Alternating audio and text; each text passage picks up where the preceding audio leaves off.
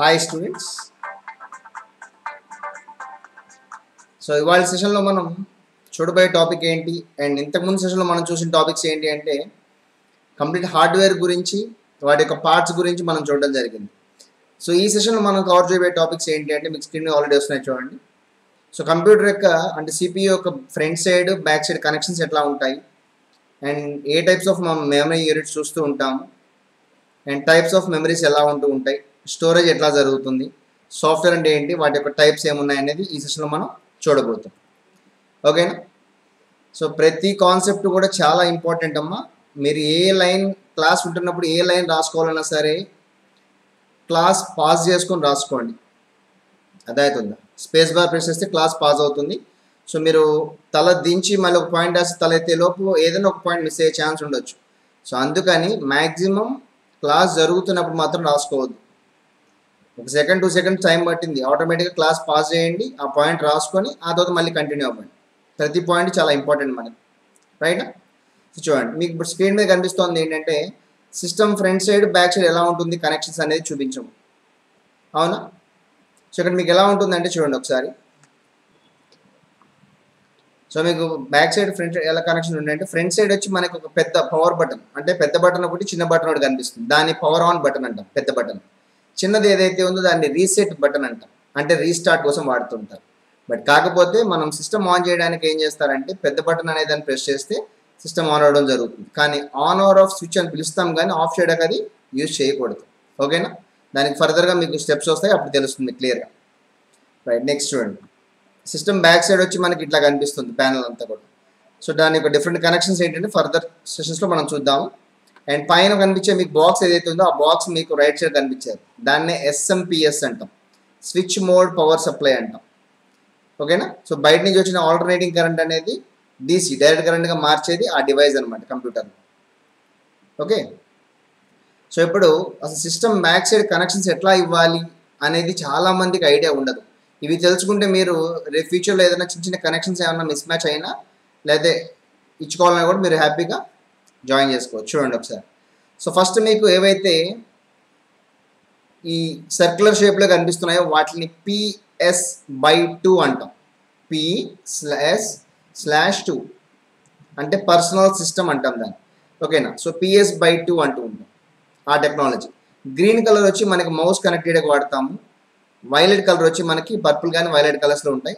So purple colour వచ్చి మనం వాడేది కీబోర్డ్ కోసం వాడుతూ ఉంటాం. నెక్స్ట్ అంటే ఆ పోర్ట్ గుర్తుపెట్టుకోండి, ఆ ప్లేస్ కాదు. ఆ ప్లేసెస్ కొన్ని మారుతూ ఉండొచ్చు బేస్డ్ ఆన్ ద బ్రాండ్ బట్టి. అండ్ నెక్స్ట్ దాని కింద మీకు యూఎస్బి పోర్ట్స్ అనేవి కొన్నిటికి దాని కిందే ఉంటాయి, లేదా కొన్నిటికి లాస్ట్లో ఇస్తూ ఉంటాడు. ఓకే, ఇట్లా ఉన్న వాటిని యూఎస్బి పోర్ట్స్ అంటాం. అంటే పెన్ డ్రైవ్స్ కానీ కీబోర్డ్ మౌసెస్ కానీ ఏదైనా సరే యూఎస్బి ఫార్మాట్ ఉన్నదాన్ని మనం కనెక్ట్ చేసుకోవచ్చు. నెక్స్ట్ ఈ బ్లూ కలర్ ఏదైతే ఉందో దాన్ని సీరియల్ పోర్ట్ అంటాం. ఈ పింక్ కలర్ ఉన్నది ఏదైతే ఉందో దాన్ని ప్యారలల్ పోర్ట్ అంటాం. ఎందుకు వాడతారంటే వాటిని ప్రింటర్స్ కోసం వాడేవాళ్ళు. ఇదివరకు రోజుల్లో పాత ప్రింటర్లు ఉండేవి, డాట్ మ్యాట్రిక్స్ ప్రింటర్స్ అంటారు. సౌండ్ వస్తూ బయటకు వస్తుందన్నమాట ప్రింటింగ్ అంతా కూడా. ఇద్దరు రైల్వే స్టేషన్స్లో ఎక్కువ వాడుతూ ఉండేవాళ్ళు. సో అట్లాంటి వాటికి యూజ్ చేసేవాళ్ళు. కానీ ఇప్పుడు అవి ఓవర్కమ్ అయిపోయినాయి, రీప్లేస్ అయిపోయినాయి. వాటి బదులే మనకు అన్నీ కూడా యూఎస్బీలు వస్తున్నాయి అన్నమాట.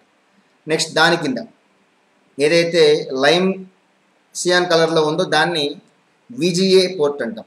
VGA అంటే వీడియో గ్రాఫిక్స్ అరే అంటాం.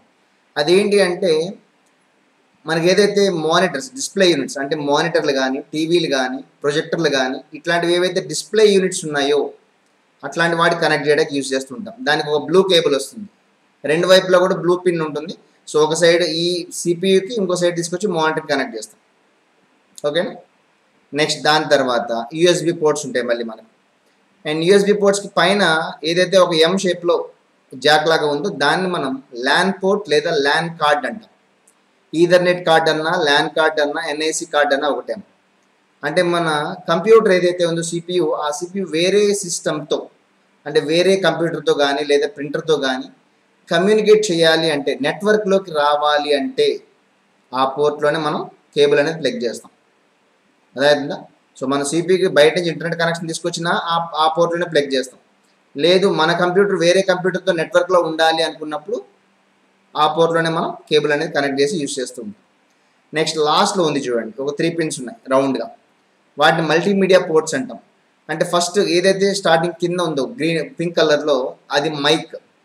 అంటే రేపు ఫ్యూచర్లో మీరు ఏదైనా మైక్ మాట్లాడాలనుకున్నారనుకోండి, మైక్ పోర్ట్ పింక్ కలర్ ధ్యానిస్తే కనుక దాంట్లో ప్లగ్ చేస్తాం. దాని తర్వాత ఏదైతే గ్రీన్ కలర్లో ఉందో అది స్పీకర్ అవుట్, అంటే స్పీకర్స్ కానీ హెడ్సెట్స్ కానీ ఇలాంటివన్నీ కనెక్ట్ చేస్తూ ఉంటాం. నెక్స్ట్ ఏదైతే బ్లూ కలర్లో ఉందో లాస్ట్ది లైన్ ఇన్ అంటాం, అంటే ఎక్స్ట్రా రికార్డింగ్ డివైస్ కోసం వాడుతూ ఉంటారు. అంటే ఇప్పుడు కొంతమంది చూడండి పియానో కానీ లేదంటే గిటార్ కానీ ఇట్లాంటివి సిస్టమ్కి కనెక్ట్ చేసి వాళ్ళు ప్లే చేసేదంతా కూడా రికార్డ్ చేస్తుంటారు. అట్లాంటి వాటికి అది హెల్ప్ అవుతూ ఉంటుంది. ఓకేనా? సో ఇవి బేసిక్ కనెక్షన్స్ అనమాట. అంటే రేపు ఫ్యూచర్లో ఏదైనా మీరు కీబోర్డు మౌస్ ఏదైనా కనెక్ట్ చేయాలన్నా కూడా కంగారు పడాల్సిన అవసరం లేదు, జాగ్రత్తగా చూసుకొని ఇవ్వండి కనెక్షన్స్ అంతే. రైట్? నెక్స్ట్ కాన్సెప్ట్ వచ్చి మనకి ఏంటంటే మెమరీ యూనిట్స్ అంటాం. సో మెమరీ యూనిట్స్ అంటే ఏంటి, ఎందుకు యూజ్ చేస్తారు అంటే జనరల్గా అబ్జర్వ్ చేయండి, మనకి బయట ఏదైనా షాప్స్కి కానీ వాటికి వెళ్ళినప్పుడు ఏదైనా ఐటమ్స్ కొనాలి అనుకున్నప్పుడు వాటికంటూ ఒక మెజరింగ్ యూనిట్ అనేది ఉంటుంది. అక్కడ ఇచ్చారు చూడండి. Generally we use different types of measuring units based on the material. Example, ఇప్పుడు మనం బయట షాప్స్కి వెళ్ళి మనం ఏం చేసామంటే ఏదైనా బియ్యం కానీ లేదంటే పంచదార కానీ ఇట్లాంటి ఐటమ్స్ ఏమైనా కొనాలనుకోండి, జనరల్గా ఎలా అడుగుతారు? షాప్కి వెళ్ళి కొద్ది బియ్యం ఇవ్వు లేదా కొద్ది పంచదార ఇవ్వు అని అడుగుతారా? అడగంగా. సో 1/2 kgయా 1 kgయా 2 kgs అని కేజీస్లో మెజర్ చేస్తాం, అవునా? లేదా గ్రామ్స్లో మెజర్ చేస్తాం. అదేవిధంగా లిక్విడ్స్ అనుకోండి, లిక్విడ్స్ అనేటప్పటికి ఏమవుతుంది అంటే లీటర్స్లో మెజర్ చేస్తూ ఉంటాం. అదే మీరు డిస్టెన్స్ క్యాలిక్యులేట్ చేయాలనుకోండి, ఇంత దూరం నుంచి వచ్చాను అని, సో కిలోమీటర్లు చెప్తూ ఉంటారు. అంటే ప్రతి ఒక్క దానికి కూడా అక్కడ ఏమైంది అంటే ఒక మెజరింగ్ యూనిట్ అనేది ఉండింది.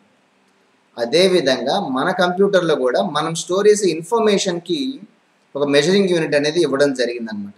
ఏంటి ఆ మెజరింగ్ యూనిట్? నేను ఏదైతే క్లాసులు చెప్తున్నానో ఆ కంటెంట్ అంతా మీకు స్క్రీన్ మీద కనిపిస్తుంది. క్లాస్ అయిన తర్వాత థియరిటికల్ పార్ట్ ఏదైతే మీకు ఉందో అది మీరు ల్యాబ్లోకి వెళ్ళిన తర్వాత కానీ లేదా ఇంటికి వెళ్ళిన తర్వాత కానీ గ్యారంటీగా చదవాలి. ఏ రోజు టాపిక్ ఆ రోజే మీరు చదువుకుంటే ఆ టెక్నికల్ టర్మ్స్ క్లియర్గా అర్థం అవుతాయి మనకు. మీరు ఎవరైనా మిమ్మల్ని ఎప్పుడైనా అడిగినప్పుడు క్వశ్చన్ ఎప్పుడు కూడా మనం తెలుగులో ఆన్సర్ ఇవ్వకుండా మ్యాక్సిమం ఇంగ్లీష్లో మీరు రిప్లై ఇవ్వగలిగారు అనుకోండి, అది వాళ్ళకి బాగా నచ్చుతుంది. అంటే ఎందుకు అంటే తెలుగులో మీరు చెప్పగలుగుతారు, కానీ ఇంగ్లీష్లో దాని యొక్క టెక్నికల్ టర్మ్స్ వాడాలి. అవి తెలియాలి అంటే మనకి క్లాస్ అయిన తర్వాత ఈ మ్యాటర్ ఏదైతే ఉందో అది చదివితే అవన్నీ అర్థమవుతాయి మనకు. ఓకేనా? సో అది మీకు అర్థం అవ్వడం కోసం నేను తెలుగులో ఇస్తున్నాను కంటెంట్ అంతే. సో ఇక్కడ చూడండి, మనకి సిస్టంలో ఏ ఇన్ఫర్మేషన్ స్టోర్ అయినా డేటా స్టోర్ అయినా సరే the smallest measuring unit is called bit, BIT అంటాం. ఇలాంటి బిట్స్ అంటే బిట్స్ అంటే ఏంటి? ఎయిదర్ 1 or 0, 1 కానీ 0 కానీ ఏదో ఒకటి మాత్రమే బిట్ అంటూ ఉంటాం. మరి ఇలాంటి బిట్స్ ఎయిదర్ 1s కానీ 0s కానీ ఏదైనా సరే కాంబినేషన్ కావచ్చు. 8 బిట్స్ కనుక ఫామ్ అయినాయి అనుకోండి, దాన్ని మనం ఏమంటామంటే ఒక బైట్ అంటూ ఉంటాం. ఇక్కడ ఇచ్చారు చూడండి, either 1 or 0 is called a bit. The only language computer can understand is binary language. అసలు ఏంటి బిట్స్ 1s 0s అంటే? కంప్యూటర్కి ఎన్ని లాంగ్వేజ్ తెలుసు అని చాలామంది అనుకుంటారంటే తెలుగు ఇంగ్లీష్ అన్నీ తెలుసు అనుకుంటారు, కానీ కంప్యూటర్కి తెలిసిన ఒకే ఒక్క language, that is what binary language. గుర్తుపెట్టుకోవాలి. ఇలాంటి టర్మ్స్ మనకి కాంపిటేటివ్ ఎగ్జామ్స్లో కూడా వస్తుంటాయి. సో కంప్యూటర్ తెలిసిన లాంగ్వేజ్ ఏంటా అంటే బైనరీ లాంగ్వేజ్ అంటాం. బైనరీ లాంగ్వేజ్లో ఏముంటాయి? 1 or 0 ఏదో ఒకటి, అంటే రెండు ఈ కాంబినేషన్తో జరుగుతూ ఉంటాయి. So binary language is a combination of 1s and 0s అని చెప్తూ ఉంటాం. అదైందా? లాస్ట్ ఇచ్చారు చూడండి పాయింట్ ఇట్లా. సో ఇప్పుడు మెజరింగ్ యూనిట్స్ అసలు ఎలా మనం మెజర్ చేస్తాము అనేది చూద్దాం. So memory device are to store the data for later reference. ఏదైనా డేటా మనం స్టోర్ చేస్తున్నాము అంటే దానికి ఫ్యూచర్ పర్పస్ని దృష్టిలో పెట్టుకుని దాస్తూ ఉంటాం. ఇప్పుడు మనం కూడా చూడండి, మొబైల్లో వాట్సాప్లో కానీ వాటిల్లో ఏదైనా పిక్చర్స్ కానీ ఏమైనా వచ్చినాయి అనుకోండి, వాటి సైజులు ఉంటున్నాయి 2 MB 2 KB 3 KB అని. అంటే ఏంటి అనేది ఇప్పుడు తెలుస్తుంది మనకు. Smallest measuring unit of memory is a bit, already అనుకున్నాం. ఇట్లాంటి 0s కానీ 1s కానీ లేదా కాంబినేషన్ కానీ 8 బిట్స్ కనుక ఫామ్ అయితే దాన్ని మనం 1 బైట్ అంటాం. 1 ఇక్కడ నుంచి మనకి ఒక ఫిక్స్డ్ నెంబర్ అనేది స్టార్ట్ అవుతుంది. 1024 bytes 1024 bytes కనుక ఫామ్ అయితే that is equals to 1 KB kilobyte.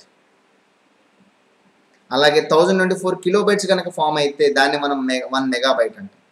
1024 megabytes equals to 1 gigabyte. 1024 gigabytes equals to 1 terabyte TB. 1024 terabytes is equals to 1 petabyte, next zettabyte, ఇట్లా వస్తూ ఉంటాయి, రైట్. సో ఇవి మెజరింగ్ యూనిట్స్. అంటే మనం ఇప్పుడు ఏదన్నా డేటా రీఛార్జ్, మొబైల్లో డేటా రీఛార్జ్ చేస్తుంటారు. సో 100 రూపీస్ ఇస్తే ఒక 2 GB వచ్చిందంటే 2 GB అంటే ఎన్ని బైట్స్? ఒక సాంగ్ డౌన్లోడ్ చేశారు అంటే 50 MB ఉంది, 50 MB అంటే ఎన్ని బైట్స్? ఇట్లాంటివి తెలియాలంటే ఇవి నేర్చుకోవాలి. 50 MB అంటే దాని ముందు మనం కేబీలోకి మార్చాలి. అంటే 50 × 1024 కేబీలోకి వచ్చింది. వచ్చిన ఆన్సర్ని మళ్ళీ ఇంటూ 1024 చేస్తే వచ్చేది బైట్స్. దానితుందా? Next types of memories. Memories అలా ఎన్ని టైప్స్ ఉన్నాయి ఏంటి మన సిస్టమ్స్లో అంటే జనరల్గా మనం ఎక్కువగా చూసేది primary and secondary memories. So ఏంటి అంటే ఫస్ట్ ప్రియారిటీ ఏదైతే ఇస్తున్నామో దాన్ని ప్రైమరీ అన్నాం, దాని ద్వారా మనకి ఏదైతే యూజ్ అవుతుందో దాన్ని సెకండరీ అంటున్నాం. సో ఇక్కడ మీరు అబ్జర్వ్ చేసి చూడండి, రోమ్, క్యాష్, ర్యామ్ అని ఉన్నాయి. వీటి గురించి మనం ఆల్రెడీ బేసిక్ వినున్నారు, ఓకేనా. సో ర్యామ్ అంటేనేమో మనం ఫస్ట్ క్లాస్లో హార్డ్వేర్ పార్ట్స్ల గురించి విన్నాం, ర్యాండమ్ యాక్సెస్ మెమరీ అని చెప్పేసి. రోమ్ రీడ్ ఓన్లీ మెమరీ అంటాం, ఏదైతే ఫిక్స్డ్గా మ్యానుఫ్యాక్చరర్ కంపెనీకి సంబంధించిన డీటెయిల్స్ స్టోర్ అవ్వాలనుకున్నవన్నీ రోమ్లో ఉంటాయి. క్యాష్ మెమరీ ఏంటంటే టెంపరీ మెమరీ, ఫాస్టర్ యూసేజ్ కోసం వాడుతూ ఉంటారు. సెకండరీ స్టోరేజ్లో మెమరీలు ఏముంటుందంటే hard disk, permanent storage devices, CD or DVDs, pen drives, ఇవన్నీ కూడా సెకండరీ కిందనే వస్తూ ఉంటాయి, ఓకేనా. సో మ్యాక్సిమం మీకు మెటీరియల్ దగ్గర పెట్టుకోండి, క్లాస్ జరిగేటప్పుడు ఏ టాపిక్ అయితే అయిపోయిందో ఆ టాపిక్ దగ్గర సింగిల్ టిక్ మార్క్ ఉండాలి. మీరు చదివారు, ప్రాక్టీస్ చేశారు, పర్ఫెక్ట్గా ఉంది ఆ టాపిక్ అనుకుంటే సెకండ్ టిక్ మార్క్ ఉండాలి. ప్రతి క్లాస్లోనూ ఇది కంపల్సరీగా ఫాలో అవ్వాలి, టిక్ మార్క్స్ అనేది. నేను ఎప్పుడైనా మెటీరియల్ చెక్ చేయొచ్చు, మెటీరియల్ చెక్ చేసినప్పుడు నాకు అదే గుర్తు అనమాట. మీరు చదివారా, కంప్లీట్ అయిందా లేదా అనేది ఆ టిక్ మార్క్స్ బట్టి నాకు అర్థమవుతుంది. మళ్ళీ నేను వచ్చినప్పుడు కంగారు ఒక టిక్ పెట్టడం కాదు. అవసరమైతే క్లాస్ పాస్ చేసుకోండి. ఇప్పుడు ఒక టాపిక్ అయిపోయింది, మెమరీ యూనిట్స్ గురించి లేదా వాటి గురించి టిక్ పెట్టండి. మీరు క్లాస్లోకి వెళ్ళి చదువుకున్నారు, ల్యాబ్లోకి వెళ్ళి చదివారు, లేదా ఇంటికి వెళ్ళి చదివారు, పర్ఫెక్ట్గా అర్థమైంది అనుకున్నప్పుడు 2 టిక్ మార్క్ పెట్టండి, ఓకే. సో నెక్స్ట్ చూడండి, సాఫ్ట్వేర్స్ అంటే ఏంటి, దాని యొక్క టైప్స్ ఆఫ్ కేటగిరీస్ ఏమున్నాయి. సాఫ్ట్వేర్ అంటే ఏంటంటే సెట్ ఆఫ్ ఇన్స్ట్రక్షన్స్. చాలామంది హార్డ్వేర్ అంటే ఏంటన్న అడిగిన తర్వాత వెంటనే సాఫ్ట్వేర్ అంటే అడిగారు అనుకోండి, విచ్ వీ కాంట్ సీ అని చెప్పేస్తారు, చూడలేని దాన్ని సాఫ్ట్వేర్ అంటారు. కానీ అలా చెప్పకూడదు, it is a set of programs అని చెప్తాం. మరి ప్రోగ్రామ్ అంటే ఏంటి? It is nothing but a set of instructions or commands. మనం ఒక పని చేయడానికి ఏవైతే స్టెప్స్ ఆఫ్ ఇన్స్ట్రక్షన్స్ ఇస్తున్నామో వాటినే ఒక ప్రోగ్రామ్ అంటూ ఉంటాం.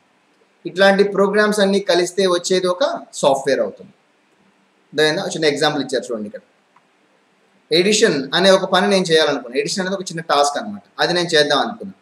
సో ఇప్పుడు దాన్ని చేయడానికి నేనేం చేశాను, ఇక్కడ స్టెప్ 1లో స్టార్ట్ చేశాను, స్టెప్ 2లో యూజర్ దగ్గర నుంచి నెంబర్లు ఇన్పుట్ తీసుకున్నాను, స్టెప్ 3లో యాడ్ చేశాను, స్టెప్ 4లో రిజల్ట్ ఇచ్చాను, స్టెప్ 5లో అక్కడితో ఆపేశాను.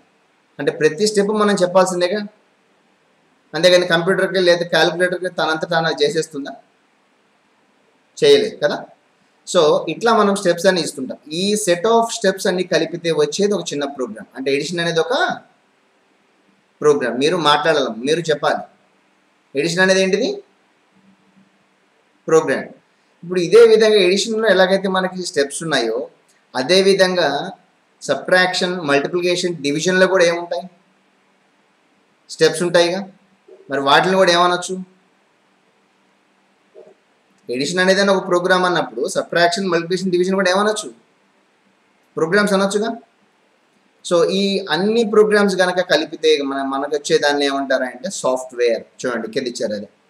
Similarly like addition, subtraction, multiplication, division or also different programs. If we combined these all programs into one, then it is called software. Example, calculator పైన ఇచ్చారు చూడండి ఇక్కడ. Okay అట్లా. So software అంటే ఏంటి, basic programmes అంటే ఏంటి, ఒక బేసిక్ ఐడియా వచ్చింది కదా. చాలామంది రకరకాల సాఫ్ట్వేర్స్ వాడుతుంటారు కానీ ఏ సాఫ్ట్వేర్ ఏ కేటగిరీ ఎందుకు అనేది ఒక బేసిక్ ఐడియా ఉండదు. సో అది మనం తెలుసుకోబోతున్నాం.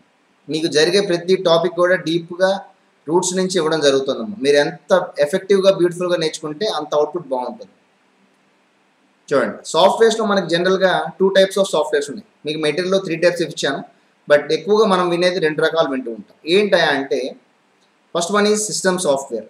ఏంటి సిస్టమ్ సాఫ్ట్వేర్ అంటే ఏంటి అంటే ఏ సాఫ్ట్వేర్ అయితే ఒక ఎలక్ట్రానిక్ డివైస్ని వర్క్ చేపిస్తోందో, అంటే అది లేకపోతే ఆ డివైస్ పని చేయదు అనుకున్నాము, ఆ సాఫ్ట్వేర్నే సిస్టమ్ సాఫ్ట్వేర్ అంటాం. ఇక్కడ ఇచ్చారు చూడండి. It is a software which is used to operate the పీసీని ఆపరేట్ చేయడానికి. And it is also known as operating system, అంటే ఓఎస్, షార్ట్ ఫామ్లో మనం ఓఎస్ అని చెప్తుంటాం. సిస్టమ్ సాఫ్ట్వేర్, ఆపరేటింగ్ సిస్టమ్ అంటూ ఉంటాం. ఇట్ ఈస్ మ్యాండేటరీ, అంటే కంపల్సరీగా ఉండాలి అంటున్నారు. ఎగ్జాంపుల్స్ చూడండి, విండోస్ ఎక్స్పీ 7, 8.1 ఇట్లాంటివన్నీ. అదే మీరు మొబైల్ వర్షన్లోకి వెళ్ళేటప్పటికి మీకు ఏమవుతుందంటే, మొబైల్లో ఆండ్రాయిడ్ అని వినే ఉంటారుగా, ఆండ్రాయిడ్ అని, ఐఓఎస్ అని ఇట్లా వినే ఉంటారుగా, వాటిని ఆపరేటింగ్ సిస్టమ్స్ అంటారు.